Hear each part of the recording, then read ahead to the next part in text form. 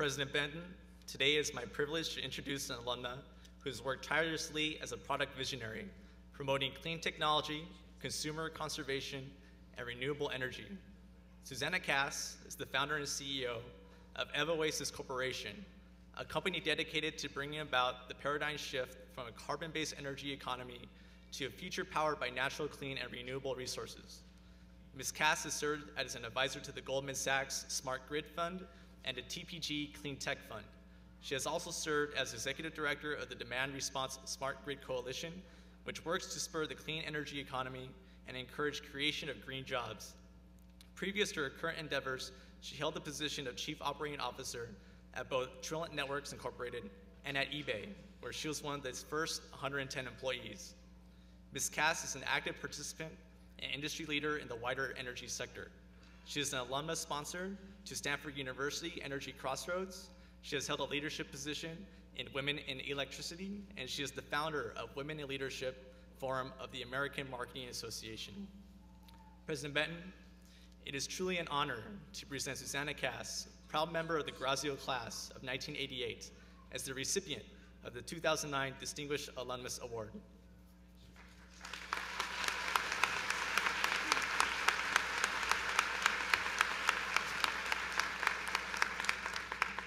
Hello. Congratulations. You've done it. Thank you. Thank you so much for giving me the singular privilege to be present at your graduation ceremony today, joining you in the class of 2009. And I was promised, actually, there'll be sunny afternoon in Malibu. It's a beautiful day. It just cannot get better than that. I am honored to receive this distinguished award today. What an extraordinary moment to help celebrate your achievement with your family and friends, Pepperdine faculty and staff, President Benton, Dean Livingston, Provost Tibbins, and the Board of Trustees. I know it is actually fashionable to be idealistic in a graduation speech, but Dean Livingston and I thought it would be more publicly meaningful to the graduates who are already professionals in the workforce, and you earned your advanced degree, is to actually share with you the practical lessons of my journey, not the conventional setting, no offense. You already learned from professors in the classroom and from the textbook, because I believe you already had that knowledge, right? And as you prepare your next promotion and new challenges in this daunting economy, my journey actually can be summed up by an inspiration poem, The Road Not Taken by Robert Frost. For those who may not be familiar with it, I asked my younger daughter today, Ellie, to recite her mommy's favorite poem. Ellie, please.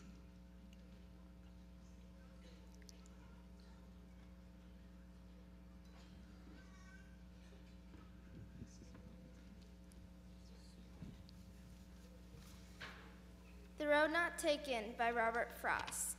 Two roads diverged in a yellow wood, and sorry I could not travel both, and be one traveler, long I stood, and looked down one as far as I could, to where it bent in the undergrowth.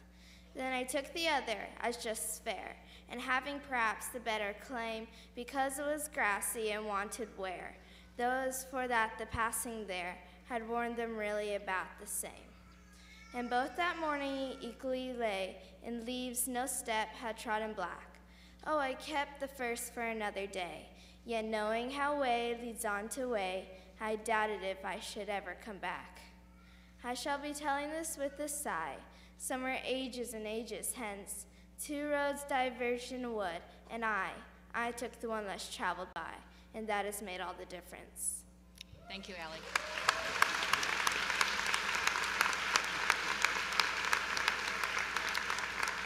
So I'm a computer science major. I was on the rising rank, actually running the Western region for a company that doesn't exist today, but it's called Digital Equipment, for those of you actually can remember so far. When I got my MBA in 1988, then of course I was very young, right? In my research, digital was not growing in the new markets fast enough than competitors. So I faced a dilemma when an opportunity came to me after I graduated to join Hewlett-Packard, which was renowned for its worldwide support. I was armed with a new degree, I wanted to do more, and I wanted to see the world. You feel that in you? I gave up my first home that I purchased in Orange County. I completed 3 months of training in HP headquarters. I took on a foreign assignment, and I worked for HP in Singapore. In 4 years, 24/7, I helped build one of the largest software business for HP from the ground up and create a global product brand called OpenView, which is a very well-known telecommunication product still today. I was promoted to be the Asia Pacific General Manager for my work and my team, and I continue to work 24/7 in all the APAC countries. I learned to speak differently, but not the language, but the culture of a male-dominated IT and telecommunication industry in Asia. It helps a little bit because you can tell my complexion, but it's really the education I learned at Pepperdine and networking with a male-dominated IT communication that made me a domain expert. I was heavily then recruited by a company called Sun Microsystem, which is almost, again, not becoming the computer industry. It's going to be bought by another one soon. You can tell the decision I made is a little bit problematic, huh? And I was recruited to run worldwide product marketing. I did move back to the US. I rejoined my family. I leveraged the relationship that I have gained with the IT and telecommunication executives as the first bowling pin to deliver the Solaris win. And that got us on the map. In 7 years, working with thousands of very hardworking and very smart people, Sun became a powerhouse with the success of my product, Solaris, which ran all major IT, telecom, financial, .com, and energy global 1,000 companies. We were very, very proud of our success. As a corporate manager, I led the annual strategic planning. I was quite unpopular when I reported a decline in new customer win segment by all the big computer manufacturers in the 90s, in sharp contrast with the other company based in Redmond, which has high growth, high probability, and specifically in the consumer and embedded business.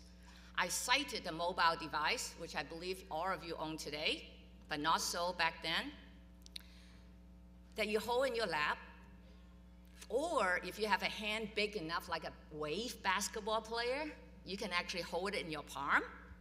It's actually a computer, and it was selling at a fraction of the price of the big expensive computer that we were selling. I was a lone voice. My superior believes big was the answer, or is the answer. They actually even make t-shirts to say that. Yikes. I had another major dilemma. I was very fortunate in an industry event to meet up with an entrepreneur named Paul Allen. He paid a strong interest in my research of the market dislocation that I see as a lone voice. He subsequently asked me to join his startup to create a communication product for the consumer mobile company, specifically outside the United States market. Paul was already an accomplished entrepreneur as a Microsoft co-founder with Bill Gates. I learned the survival skills of an entrepreneur under Paul and his team. I pushed myself, I pushed my team. We succeeded in creating the communication stack in record time of go-to-market, and we sold to a major telco and mobile handset, specifically in the Asia and the European market. I have firsthand experience of an IPO of a startup, and subsequently a corporate acquisition of our company. And through this business network, I was actually introduced to another startup called eBay to lead the entry into the international market. In there, my #1 job, and I still remaining that, is really a diplomat to connect the offline world with the online community of sellers and buyers, each country with diligence, the lessons I learned from the professors from professors in Pepperdine, and my various colleagues, and through new acquisitions. During the year I was at eBay, I was promoted to the COO for the international operation. I share with you today my journey that I took the road not taken many times. My journey has been richly rewarded with people I met, the lessons I learn every day from the people I meet, and I am relentless in my research of evidence and in my pursuit. The financial reward was nice, and it comes too. I took 1 week off, my first 1 week off, to spend time with Bronte, my eldest daughter, to her first day of kindergarten.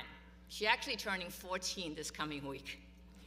It was a truly unique experience to see the world through Bronte's eyes. I was captivated by her innocence and her complete trust in me. I believe children are very special people. The planet Earth is known to us by our children. I should do my part to take good care of it. Because of my 2 daughters, I discover a new frontier and my interests: climate change and energy conservation. As an entrepreneur, I am always prepared to train a comfortable corporate life, solve new problems if the opportunity is right. If you haven't done so already, I really encourage you to read the November 2000 issue of the Business Report written by Dean Linda Livingston on what it's going to take for an entrepreneur to bust through this recession. Her article validated my beliefs that entrepreneurs are actually problem seeker as well as problem solver. Like you, as a working profession, I continue to pursue advanced education.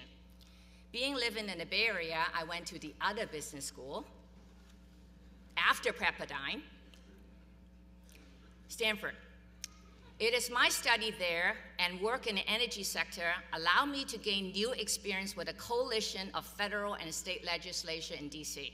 Policymakers, including the Department of Energy, who helped President Obama put all the details together to come up with a $4 billion stimulus fund this past February, and the $250 million educational fund this September to encourage academic institutions like Pepperdine to implement sustainability programs to educate and train green job workers. And the Sacramento mandate also joined in with a carrot and a stick, depends how you look at that. It's a 20% matching fund for green energy generation to all California utility in 2010.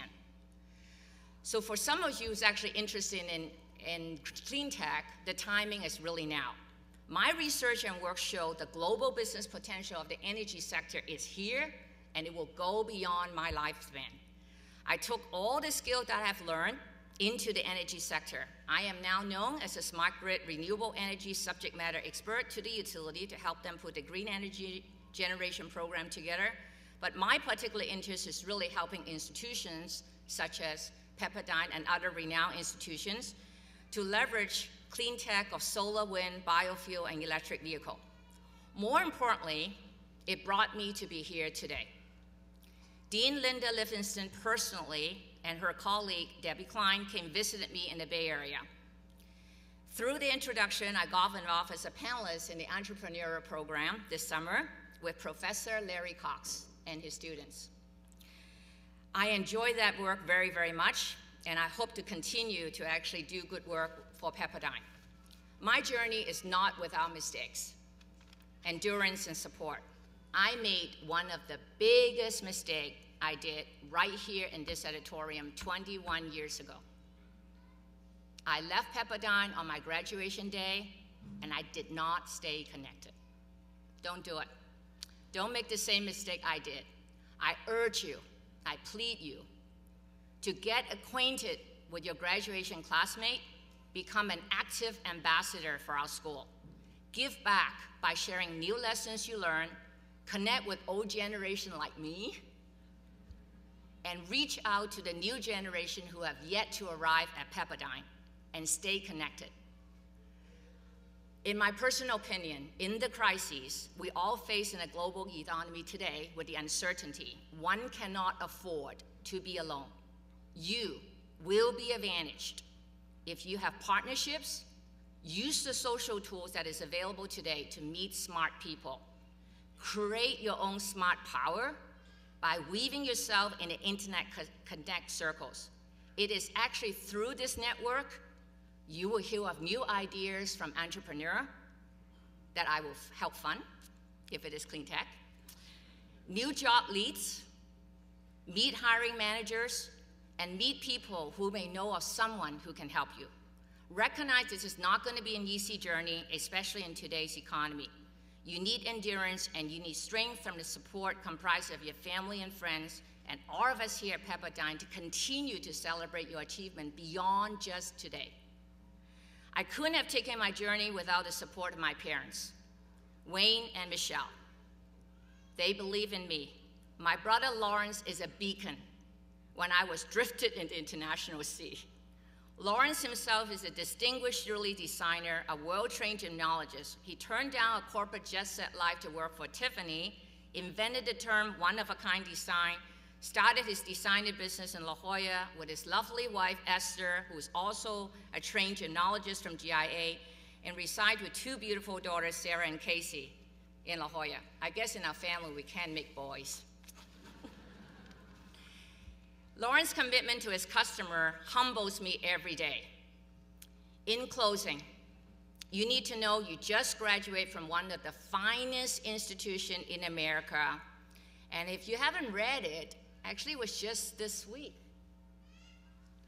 Dean informed me that Pepperdine won the highest rating, acknowledged by Business Week and Forbes as the top business school for working professions and women in the 40th anniversary.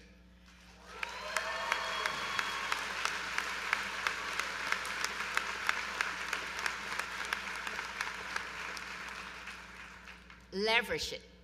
Leverage this and gain that as your asset as you go look for your next challenges and promotion.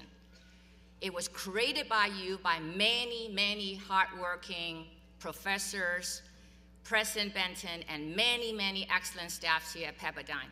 Be proud and make it work for you and go far. Foster new alliance across the boundary of time, culture, gender, and preferences.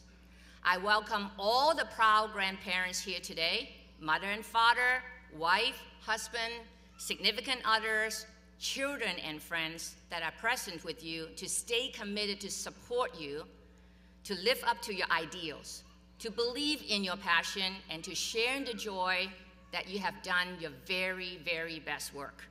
We need young, talented, trained professionals like you to give us hope. It is because of your contribution and your will to do your very best work, our future in this nation and the world will be better because of you, the younger generation.